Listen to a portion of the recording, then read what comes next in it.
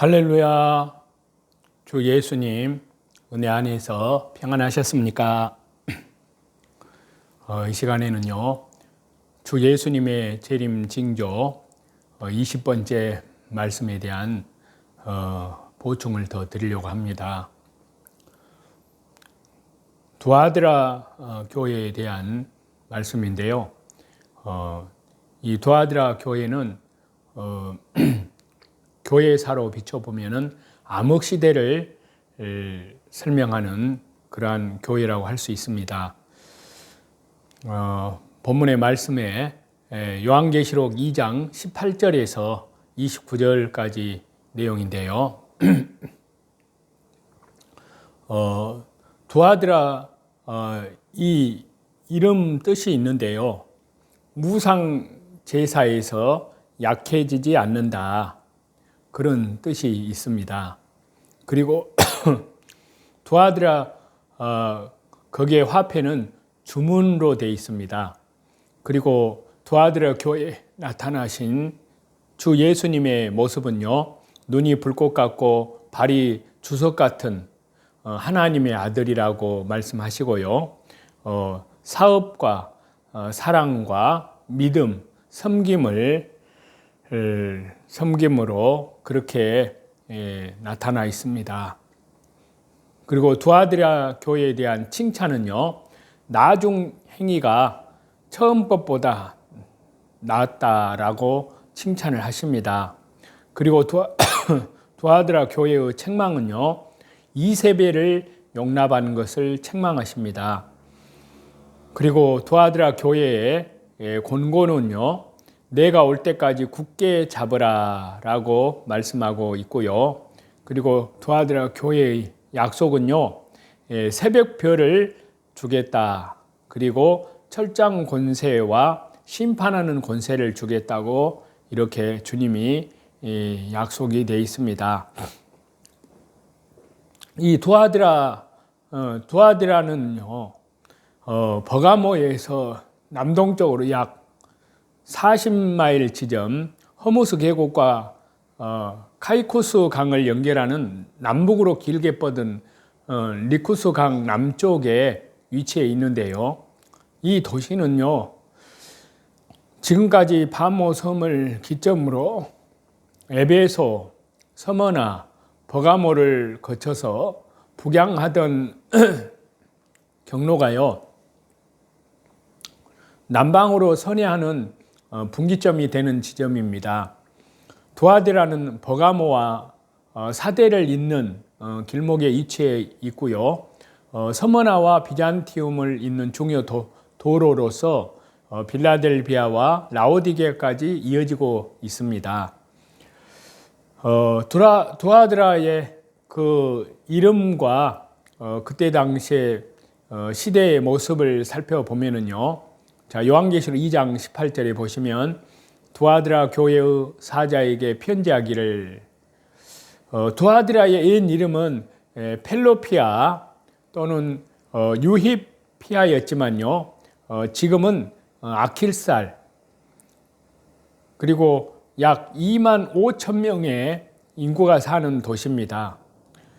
지명이 의미하듯이요, 소아시아 도시에 만연했던 우상숭배의 제사가 중지되지 않고 계속 드려져서 신앙에 큰 문제를 일으켰음을 볼 수가 있는데요.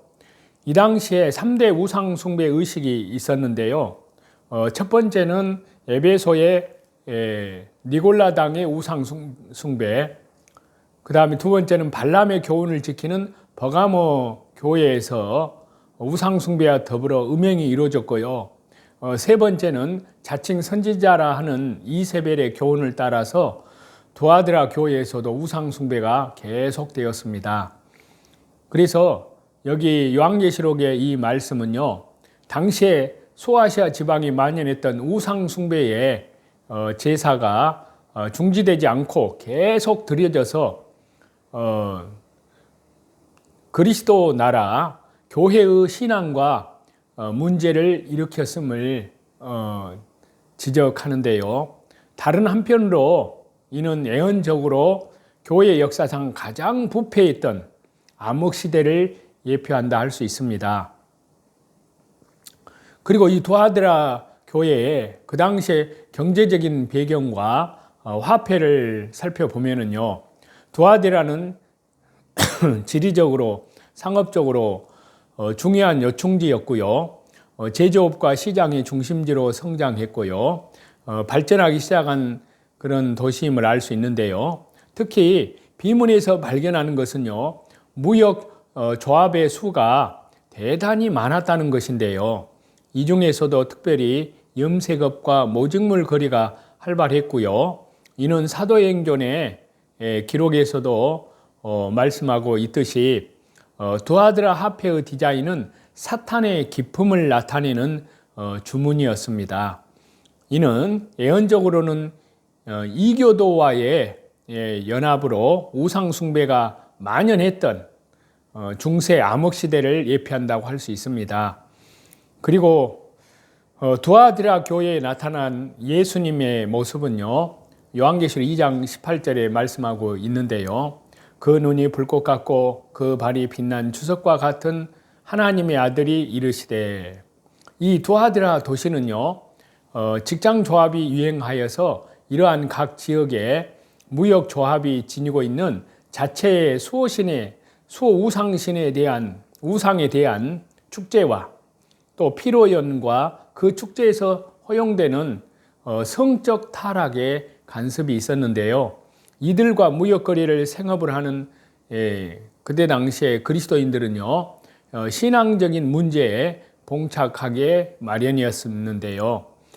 두아드라 이 도시는 신앙적으로도 유명한 도시는 아니지만 헬라의 태양신인 아폴로에 해당하는 트림노스 신을 그 우상을 수호신으로 삼고 축제를 벌였는데요.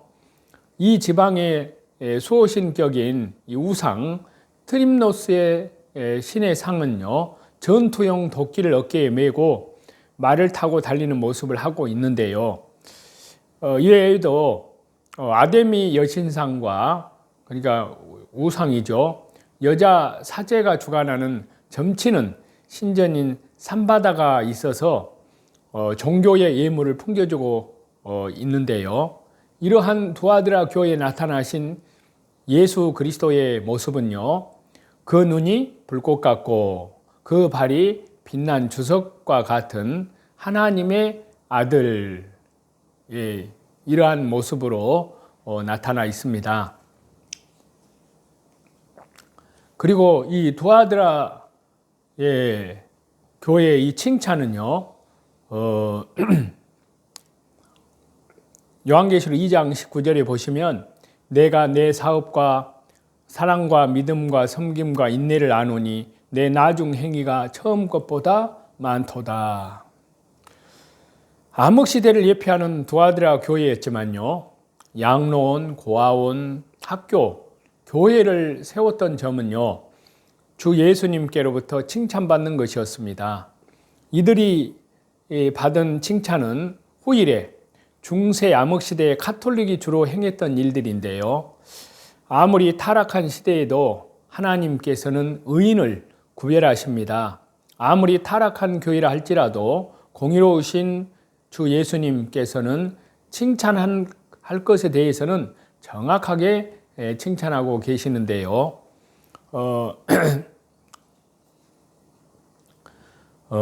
짝을 이루고 있는 칭찬의 내용을 살펴보면요, 내 사업을 안다, 그래서 내 행위를 안다는 말씀이고요, 내 사랑을 안다, 내 섬김을 안다, 그리고 너의 믿음을 안다, 너의 인내를 안다 라고 칭찬을 이렇게 연결해서 말씀하십니다. 그리고 두아드라 교회에 책망하는 말씀이 있는데요, 요한계시록 2장 20절입니다. 그러나 내게 책망할 일이 있노라. 자칭 선지자라 하는 여자 이세벨을 내가 용납함이니 그가 내 종들을 가르쳐 깨어 행음하게 하고 우상의 제물을 먹게 하는도다. 자칭 선지자라 하는 이세벨을 용납한 것은요, 6가지의 칭찬이 허물어질 정도의 치명적인 것이었는데요. 이세벨의 미혹은요, 교회의 지도자인 주의 사역자들을 깨어서 행음하게 할 뿐만이 아니라 우상의 제물을 먹게 하였기 때문인데요.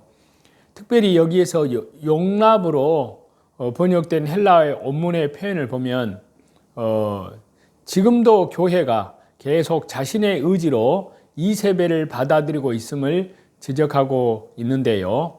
예언적으로는 중세 암흑 시대를 예표하는 이 두아드라 교회의 현실은요, 타락한 카톨릭에서 발견이 됩니다. 이 교도들이 섬기던 우상을 버리지 아니하고 개종하기에 이르렀습니다. 이들을 포용하기 위한 방편으로요, 431년 에베소 회의에서 마리아를 하나님의 모친이라고 칭한 데 이어서요, 마리아 무오설, 또 영생 처녀설, 마리아 승천설까지 지어서 만들었습니다. 그러니까 거짓입니다. 심지어 카톨릭은 10계명 중에 우상을 금한 둘째 계명을 완전히 제외시키고 삭제해버리고요, 10번째 계명을 둘로 나누어 사용하고 있는데요. 자, 이 두아드라 교회의 권고는요, 살펴보면 요한계시록 2장 21절에서 24절입니다. 또 내가 그에게 회개할 기회를 주었으되 그 음행을 회개하고자 아니하는 도다. 볼지어다 내가 그를 침상에 던질 터이요 또 그로 더불어 간음하는 자들도 만일 그의 행위를 회개치 아니하면 큰 환난 가운데 던지고 또 내가 사망으로 그의 자녀를 죽이리니 모든 교회가 나는 사람의 뜻과 마음을 살피는 자인 줄을 알지라.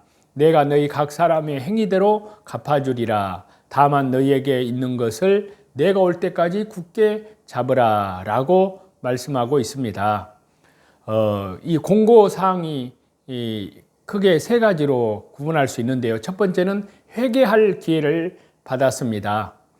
자, 두아드라 교회에 그 사역자들이 우상의 제물과 음행의 범죄에 빠지게 되었지만요, 주님께서는 그들에게도 회개의 기회를 주십니다. 지금도 주 예수님께서는 우리의 죄에 대해서 회개할 기회를 주시고 오래 참으십니다. 여기 기회는 시간의 단위를 의미하는데요, 교회의 주인 대신 주 예수님께서는 이세벨과 더불어 음행하기 시작하는 그때부터 길이 참으사 구원으로 들어오도록 참고 또 참으신 것입니다. 그 다음 두 번째 공고는요, 크게 회개치 아니한 자가 받을 형벌에 대해서 말씀하고 있는데요. 회개를 촉구하시는 주님의 음성이 두아드라 교회의 사역자들을 통하여서 전파가 되었지만요, 이들은 자신의 음행을 회개하고자 아니하였습니다. 회개할 기회를 외면한 이세벨이 받을 형벌은요, 병든 자가 눕는 침상에 던져져서 큰 환난의 고통을 당하게 되는 것이라고 22절에 그렇게 말씀하고 있는데요. 그리고 그녀와 연합하는 무리들에게는 사망의 무기로 자녀들을 죽이는 형벌을 가하게 될 것이라고 23절에 그렇게 기록하고 있습니다. 그리고 크게 세 번째는요, 권고사항이요, 믿음을 굳게 잡아야 할 것을 공고를 받습니다. 주 예수님께서는 두아드라 교회를 향하여 내가 올 때까지 너희에게 있는 것들을 굳게 잡아 지키라 라고 공고하십니다. 그들에게 있는 것은요, 주님께로부터 칭찬받은 6가지, 너의 사업, 사랑, 그리고 믿음, 그 다음에 섬김, 인내, 처음보다 많아진 나중에 행위, 이 사업과 이세벨의 교훈을 따르지 않은 것과 소위 사탄의 깊은 곳을 알지 못하는 순수한 신앙입니다. 자, 이 세 가지가 암흑시대의 특징입니다. 그리고 두아드라의 그 상급이 약속되어 있는데요. 두아드라 교회예요. 그에 대한 말씀을 보겠습니다. 요한계시록 2장 26절과 28절입니다. 이기는 자와 끝까지 내 일을 지키는 그에게 만국을 다스리는 권세를 주리니 그가 철장을 가지고 그들을 다스려 질그릇 깨트리는 것과 같이 하리라. 나도 내 아버지께 받은 것이 그러하니라. 또 내가 그에게 새벽별을 주리라. 이렇게 말씀하십니다. 주 예수님께서 어떤 분이신가를 소개한 후에요, 내가 너희 각 사람의 행위대로 갚아주리라 라고 하십니다.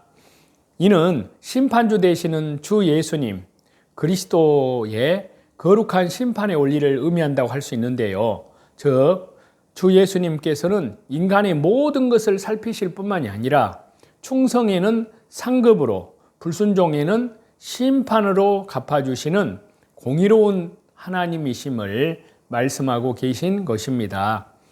그리고 만국을 다스리는 철장 권세를 주리라 하셨는데요. 본문의 26절에서 27절에 나옵니다. 이기는 자에게 주님은 주님께서 가지신 권세와 동일한 철장의 권세를 주신다고 하셨는데요. 즉, 주 예수님께서 받으신 철장의 권세를 우리에게 주시고 또 우리로 왕노릇하게 하십니다. 만국을 다스릴 무기는요, 철장인데요. 이는 쇠를 입힌 참나무 곤봉이나 목동의 지팡이를 뜻하는데요. 이는 권위와 권세의 표현이라 할 수 있습니다. 왕의 통치 자체를 상징하는 규하고도 연결된 것이고요. 엄격한 통치를 나타내는 것이기도 하는데요. 만국을 다스리게 될 철장의 권세로 말미암아 질그릇이 부서지듯이 죄악의 세력, 죄의 권세는 산산이 부서지게 될 것을 말씀하십니다. 이를 주 예수님과 더불어서 왕권, 천년 왕국의 왕권 성도가 소유하게 되는 것입니다. 그처럼 승리한 성도가 지닌 권세는요, 실로 너무너무 어마어마하고 엄청나고 영광스럽습니다. 이 소망을 간절히 사모하는 저와 여러분이 되시기를 간절히 바라는데요. 그 다음에가 새벽별을 주리라 하셨는데요. 28절에 보면요, 이기는 자들에게 주실 상급은 새벽별, 주 예수님 그리스도를 뜻하는데요. 광명한 새벽별이 되시는 주 예수님 그리스도만이 이러한 표상적인 그런 증거에 적합한 분이시기 때문입니다. 또 한편으로요, 주 예수님께서 자신을 새벽별로 말씀을 하신 것은 이때가 암흑기이기 때문이었습니다. 그래서요,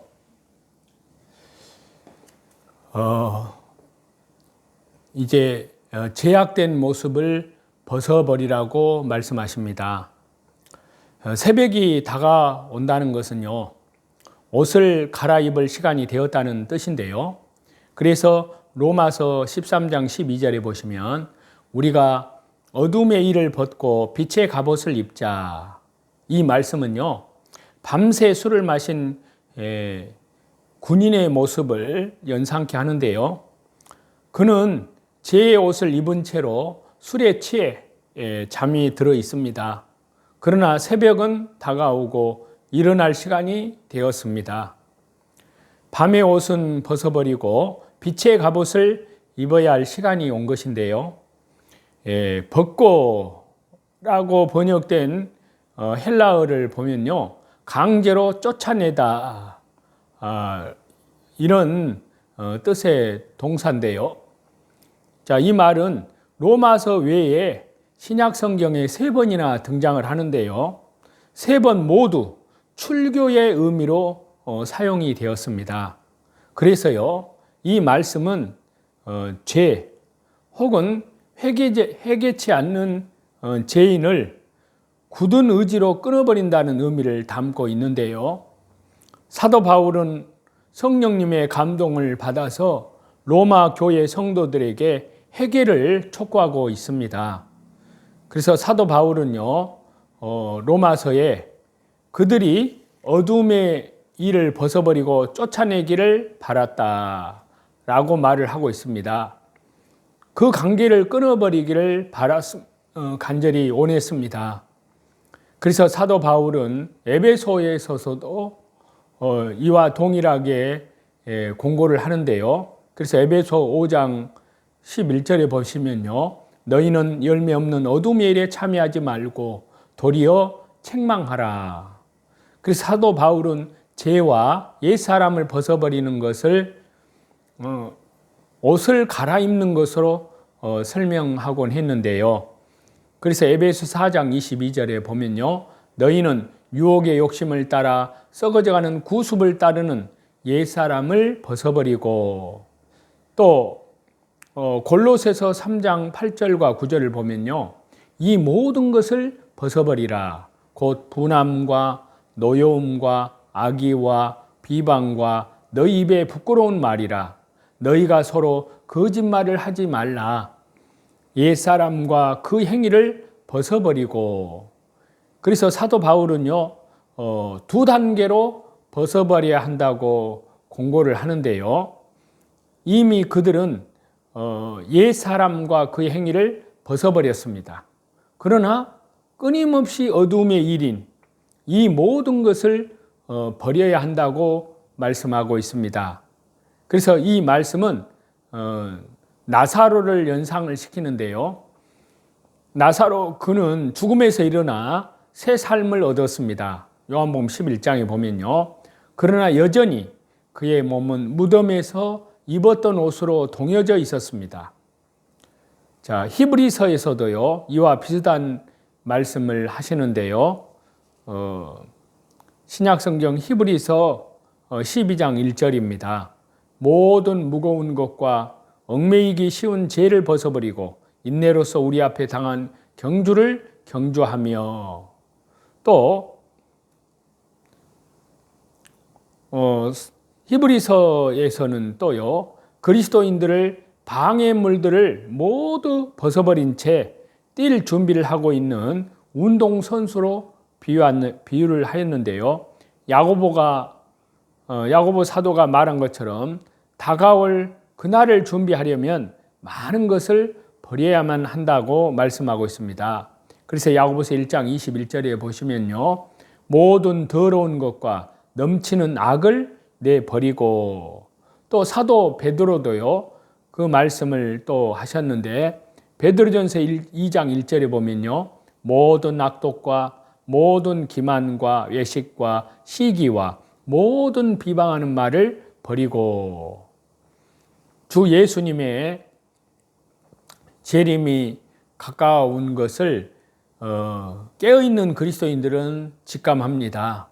그래서 지혜 있는 또 깨어있는 슬기로운 주님의 백성들은 그러한 때를 알고 날마다 하루하루를 정말 세월을 아끼고 또 지혜롭게 행하고, 또 뿐만 아니라 말씀과 기도로 성령 충만함으로 모든 일을 행해갈 수 있다는 것을 압니다. 그래서 그 속사람을 더욱 성령님의 능력과 말씀과 기도로 더욱 강건케 하기 위해서 하루도 빠지지 않고 날마다 천리길도 한 걸음부터 신실하게 말씀 읽는 것, 또 말씀을 듣는 것, 말씀을 순종하는 것, 그리고 하나님께 기도하는 것, 기도하는 시간을 정해놓고 반드시 그 기도를 합니다. 그리고 개인 예배가 있고 공예배가 있는데요. 개인 예배, 공예배 다 소중히 여겨서 항상 예배의 중심으로 더욱 깨어서 성령 충만함으로 나아갑니다. 그리고 밖으로는 이뤄진 영혼들에게 하나님 나라의 생명의 복음을 전가하기 위해서 때를 얻든지 못 얻든지 이제 이뤄진 영혼들에게 주 예수님의 십자가의 생명의 복음을 전가하고 있는 것입니다. 그러한 저와 여러분이 다 되시기를 다시 재림하실 우리 주 예수 그리스도 이름으로 간절히 축원합니다. 찬송 드리시겠습니다.